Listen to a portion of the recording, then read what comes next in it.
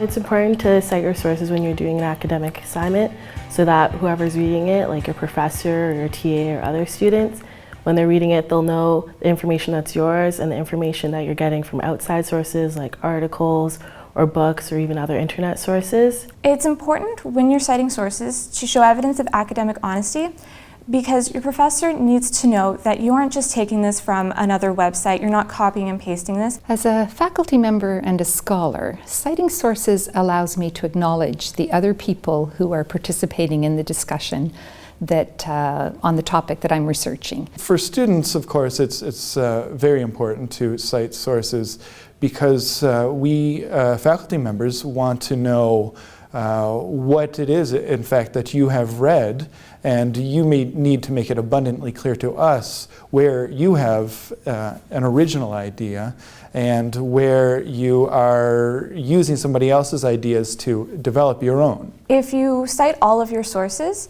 it makes sure that you avoid being accused of plagiarism, and it also follows York University's academic integrity policy, which is the standard in scholarship. Quote it, cite it, because it shows that you're being honest. You have to be honest because you could be called in for plagiarism. It's the fair thing to do. It's giving credit to other people for the work that they've done that's helped shape my work. And it's a standard in academic work. Think about it in terms of students today blogging or tweeting. They wouldn't take someone else's tweet and send it out as their own, and that's why there's the retweet function, right? You wouldn't reblog a blog that wasn't your own content. And in fact, if you did that online, the blogosphere would really tear you apart. When there are questions of plagiarism, very often the student's defense was, I didn't know, I thought I was presenting my own idea. And I think that is a sincere defense in many cases, but it's not an acceptable one. Do not be tempted to copy something off the internet, because chances are they will find out.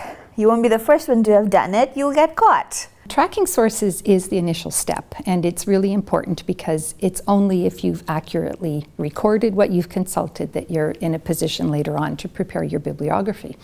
So tracking sources seems irritating and meticulous and picky at the outset, but it's a crucial step, and it actually saves you time to do it as you go along. I can find the tools on the library site, and usually there's tools like RoughWorks or Zotero, and those help you to keep track of all your information and to cite them properly, making sure you're using the proper styles. I find one of the best things that students can do is to create something like an annotated bibliography. So they have the reference right there, they summarize the article right there, so the two things are related together.